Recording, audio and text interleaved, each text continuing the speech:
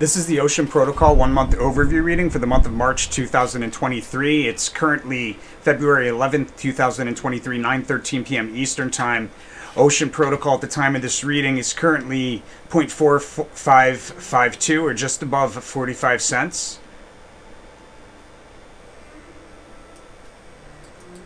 The overall theme and behavior, this is a really tough reading, guys, I gotta say, to determine overall direction, because we've got the theme card isn't really a directional card. It's more like, hey, be careful, there's a significant fake out, like an intentional fake out of some kind here in Ocean Coin.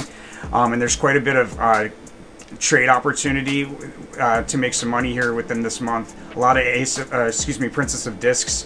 This probably also indicates that we have kind of like some sideways rotation, sideways rotation or sideways kind of like erratic behavior, like choppy, which is what it looks like. It doesn't look like we have a high at the end of the month or the beginning of the month, and it's more like the high and the lower, more so like in the midst here. We'll get into that. Behavior around the highest high, we have a halting of a bullish trend marked by a sharp decline through key support level. That's on the scale of a 1-month chart. Behavior around the lowest low, will have a move higher through a key resistance level on a 1-month. We'll stay above it briefly, and then we'll break back down through that same price level shortly thereafter. So we probably have two lows here, is my sense. One on both sides of the high. Probably the 16th. It looks like the 16th is probably where I think probably on the 5th. Okay, so there's one low somewhere here between the 5th and the 7th. I think probably on the 5th, but it's somewhere between the 5th and the 7th. Actually, it might be here on the cusp of the 5th, 6th, but somewhere between the 5th and the 7th. It looks like we probably hit that same low again on the 16th. It's where the highest probability is, but it's pretty difficult to determine where the lowest low is, again, because we have like this. We're not really informed so much on the theme here. I'm going to check out the 1 year in just a second.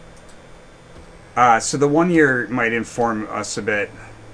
So we've got a highest high here, it looks like in March. Likely early March. With a low towards the end of the month. It looks like we probably have that highest high again there in May.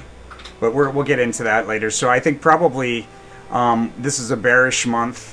Often you'll see like a notable decline take place in the the area of the devil card, because it's a way to, like, you're creating fear when you have the sharp declines. Sometimes that's the case, but my sense is probably.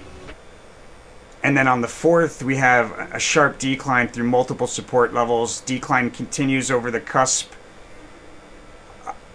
So that lowest low may be on the 4th, actually. It's really hard to determine. It's somewhere between the 4th and the 7th, or maybe we see it more than once. But I think probably on the 4th is where the lowest low is. We open higher on the 5th and sell from a crest down to and through support, do a U-shaped reversal, come back and reuse that as support. The following day, there's 3 pokes. On the 6th, there's 3 pokes through the same price level, followed by a sharp decline off at the 3rd poke. There's also quite a bit of trade opportunities here, which I'll get into in the paid version. There's a trade opportunity on the 1st, 2nd, 3rd, and the 6th. So I'll get into that in the paid version. If you're interested in the paid version, my friends, you could go to the website tarotfortraders.com and check out our services page. Eso-Meta forecasts. You put in the ticker that you're interested in. So you click here for the forecast. Put in the ticker you're interested in. And then you get the paid version of that, whatever that ticker is, or crypto, every month ahead of the month. We're averaging roughly 98% average accuracy on our readings, my friends. $111 is next to nothing when you're making money off this information.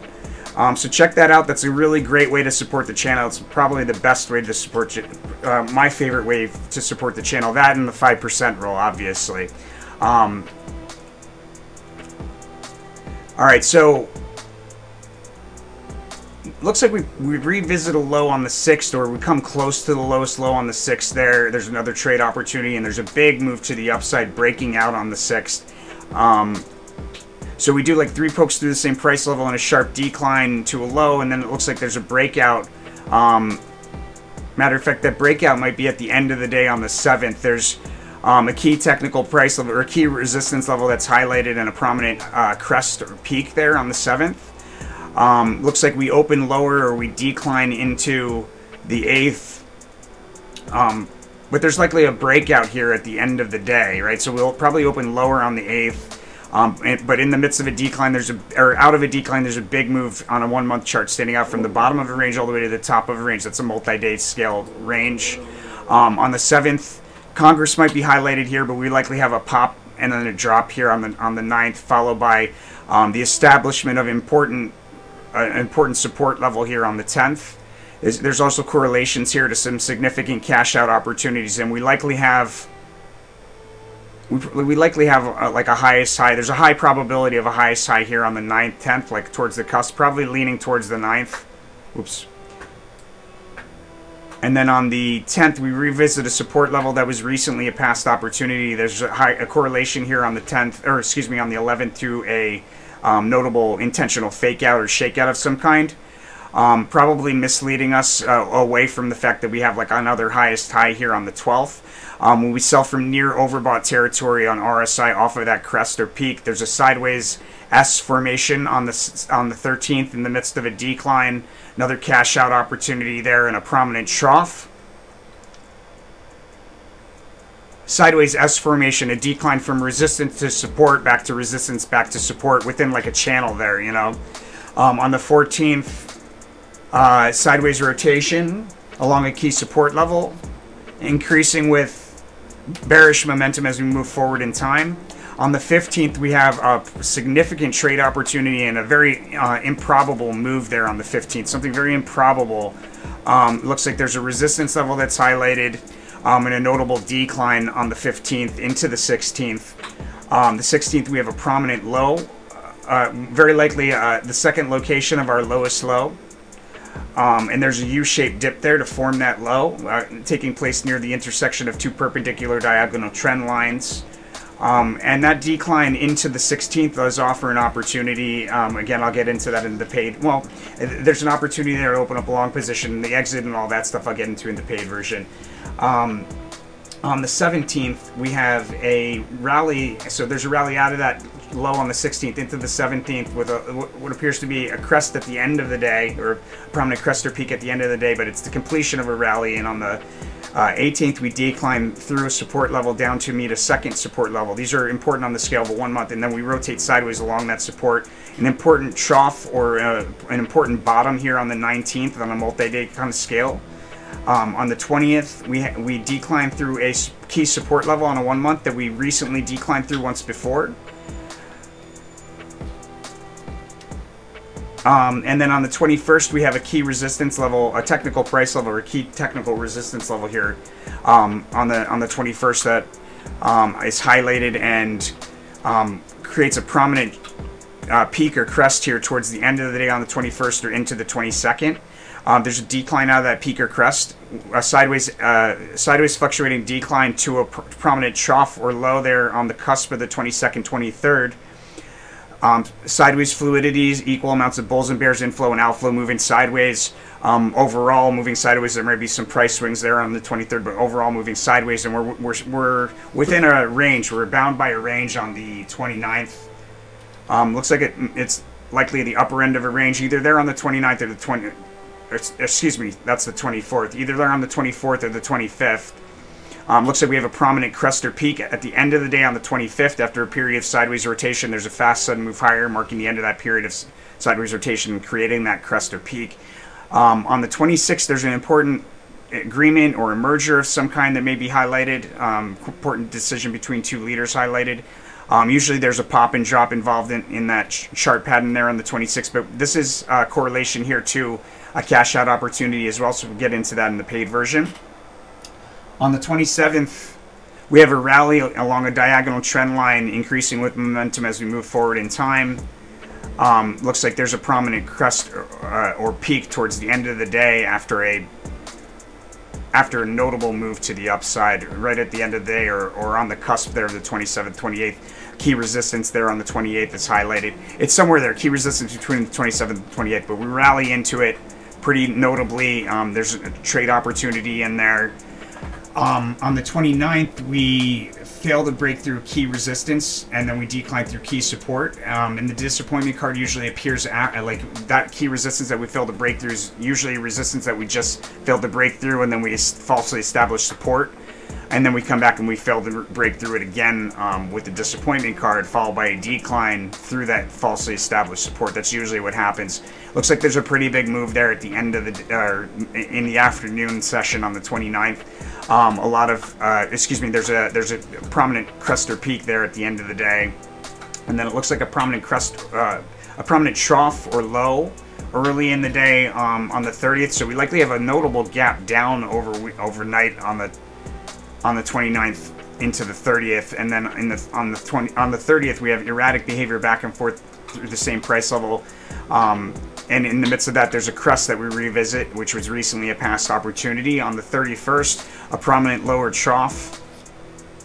It may be another lowest low, hard to determine. It may be another lowest low, but it's a prominent trough or low there on the 31st, and then the sneak preview for the following month is a notable rally to the beginning of a rally to the upside. It does. I do see some sort of. There's a little bit of a warning here as far as like a sharp drop that may occur early in let me see, early in April possibly.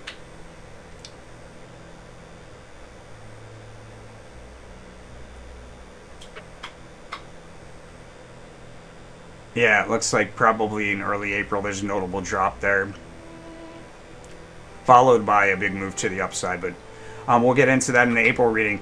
That's Ocean for March 2023. Let me know what you think by hitting that like button. Don't forget to subscribe, my friends. Most importantly, make sure you follow the rule of karma. That is the most important aspect of utilizing this information. If you plan to profit from it, it is imperative that you follow the rule of karma that goes along with this information, the rule of karma for the channel, which is there's a principle of wealth. I read several times. I read the book The Richest Man of Babylon. They talk about these principles of wealth. One of those principles of wealth is tithing 10% of the income that you make. You send it back out into the world. You give it to people that need it. All right.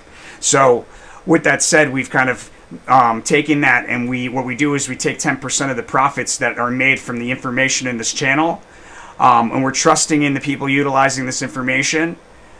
When they profit, to take 5% of that and donate it to a charity, or send it forward into the future. Here's a bunch of charity links that we now have on the site, guys. So you can send 5% to any of these. It would be really awesome. And then you want to send 5% of those profits back to the channel. Say thank you for the free information and for allowing people to make money from this. I purposefully do not trade. Because if I trade on this information, for whatever reason, it doesn't work for me, those will be the times where I'm most likely wrong. My gift is to give it to others. So, again, guys, make sure you follow that rule of karma. Super important. If you don't, and we're talking about every single time you make money, you can't put this off. That's not the way abundance mind works. Putting it off is a scarcity mentality.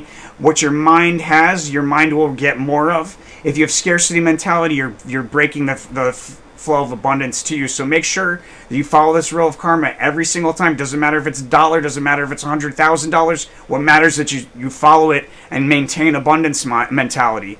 And most importantly, guys, when you spend that money, that 90% that's left over, make sure you spend it out of love.